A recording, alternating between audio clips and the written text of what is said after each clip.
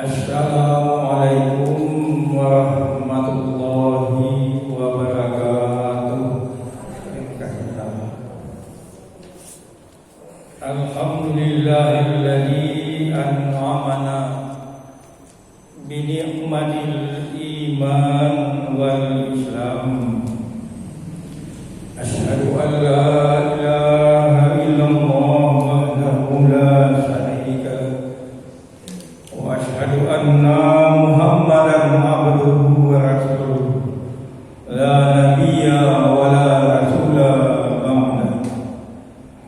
Allahumma shalli wa sallim ala rasulillah wa ala alihi wa sahbihi ajma'in. Ibu bapak jamaah Masjid Babul Jannah yang dimuliakan Allah, sebelum kajian dimulai, mari kita awali dengan membaca ta'awuz basmalah syahadatain, 25 syahadat. Raditu billahi rabbil ini. Mari kita mulai. A'udzu billahi minasy syaithanir rajim. Bismillahirrahmanirrahim. Asyhadu an la ilaha illallah wa asyhadu anna Muhammadar Rasulullah. Raditu billahi rabban wa bil islami dinan wa bi Muhammadin nabiyyan wa rasulah. Rabbi zidni ilma warzuqni fahma. Amin. Jamaah rahimakumullah, puji dan syukur mari sama-sama kita panjatkan kehadirat Allah Subhanahu wa ta'ala. Yang pertama, kita telah dianugerahkan iman dan Islam. Perkara yang paling penting dalam hidup ini adalah perkara iman. Kalau iman sudah ada dalam diri kita, aman. Tapi kalau tidak ada iman, celaka. Nah, dengan iman itulah kita hadir di Masjid Babul Jannah ini untuk melaksanakan sholat maghrib berjamaah, dilanjutkan dengan kajian atau pengajian. Yang kedua, sebagai warga negara Indonesia yang baik, yang taat, yang patuh bernegara, kita juga bersyukur kehadiran Allah Subhanahu wa ta'ala. 2 hari yang lalu, tepatnya hari Ahad tanggal 20 Oktober tahun 2024, Presiden terpilih dan Wakil Presiden terpilih Bapak Prabowo Subianto dan Saudara Gibran Rakabuming Raka secara resmi dilantik menjadi Presiden Republik Indonesia dan Wakil Presiden Republik Indonesia untuk masa jabatan periode tahun 2024 sampai 2029. Nah, kita tidak hanya bersyukur, tapi berdoa, memohon kepada Allah Subhanahu wa taala, mudah-mudahan presiden, wakil presiden kita yang baru ini diberi hidayah, diberi petunjuk oleh Allah, dibimbing oleh Allah, dan kita rakyat Indonesia bisa hidup dengan sejahtera, aman, adil. Tidak rahasia lagi Bapak Ibu, kekayaan alam kita, sumber alam kita di bawah tanah, di tanah, di laut, di udara melimpah, semelimpah-limpahnya. Tidak ada satu negara pun yang lebih banyak kekayaannya daripada negara Indonesia. Tapi sayang, 1000 kali sayang, rakyatnya masih miskin.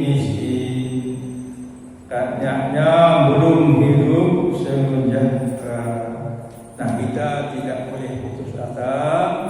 Kita berdoa semoga presiden dan wakil presiden yang baru ini bisalah sedikit merubah kehidupan rakyat Indonesia. Apapun rahmatullah, salawat dan salam tidak lupa kita sampaikan kepada Nabi Muhammad sallallahu alaihi wasallam. Bapak Ibu rahmatullah, sebelum kajian dimulai, ada beberapa hal yang ingin saya sampaikan. Yang pertama, pekan yang lalu itu saya menjanjikan akan membagi-bagikan doa yang kita baca ketika tahiyat awal. Jadi kalau ada yang membaca tahiyat awal sampai innaka hamidum majid, ada doa, atau sampai Allahumma sholli ala Muhammad wa ala ali Muhammad juga ada doanya. Dan doa tahiyat akhir, innaka hamidum majid. Ada juga yang membaca fil alamina innaka hamidum majid. Dua-duanya ada dalilnya, ada kemungkinan. Nah, ternyata sudah saya bagi-bagikan dalam arti ucapan doa dan bacaan beberapa waktu yang lalu. Tepatnya itu di halaman 111. Nah, Bapak Ibu mohon nanti sampai di rumah dilihat lagi yang sudah saya bagikan itu, ya. Sering saya menyampaikan Bapak Ibu, mohon maaf kalau Bapak Ibu bosan, mari kita sinau, kita belajar agama. Sudah saya sampaikan, tidak ada kata istirahat, tidak ada kata pensiun dalam belajar agama. Untuk kita, bukan untuk lain, untuk menambah iman kita, untuk menambah ilmu kita dalam beribadah kepada Allah. Nah, doa sesudah tasawuf awal saya bacakan saja, nanti Bapak Ibu rumah saya ulang lagi. Allahumma inni zalamtu nafsi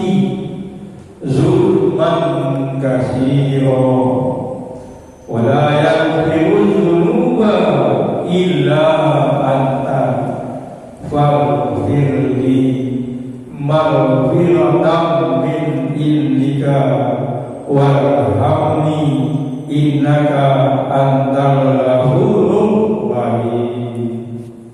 Ya Allah, aku sudah banyak menganiaya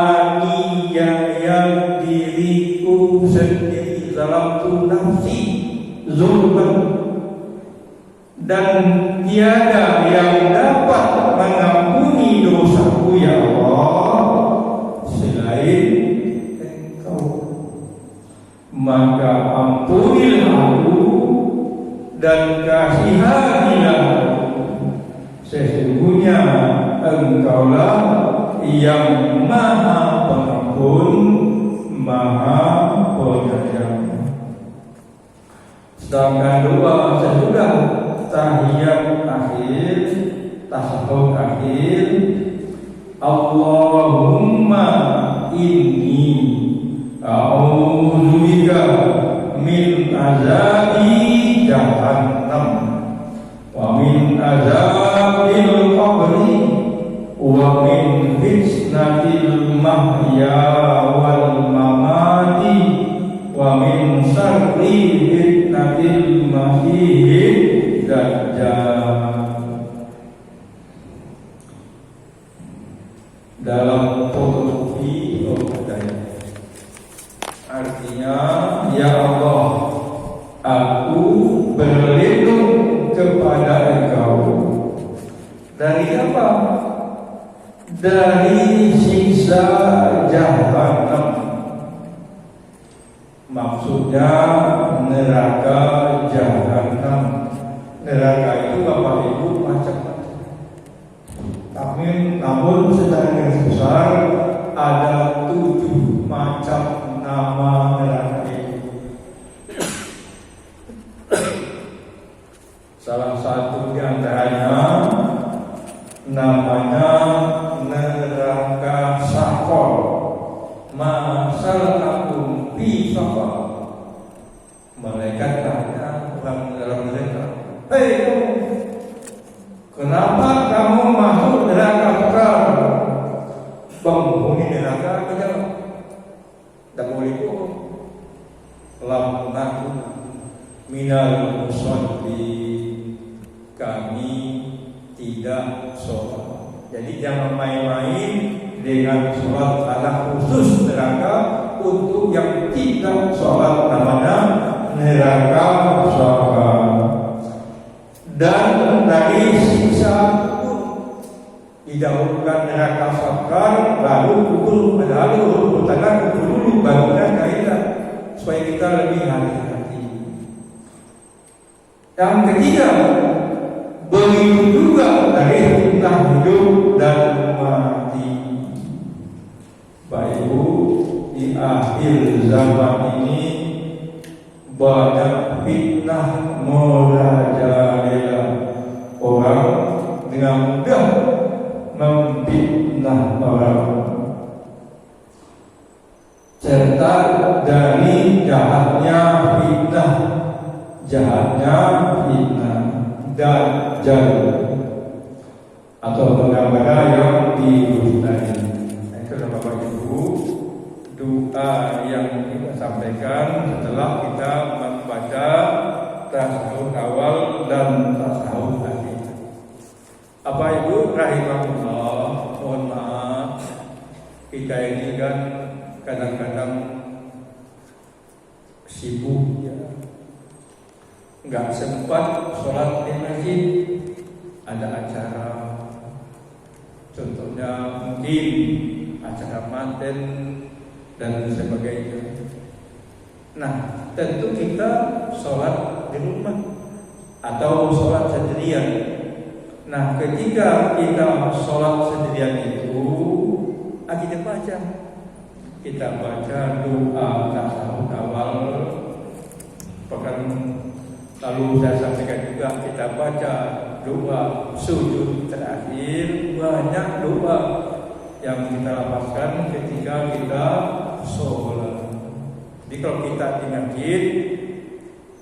imam itu untuk diikuti.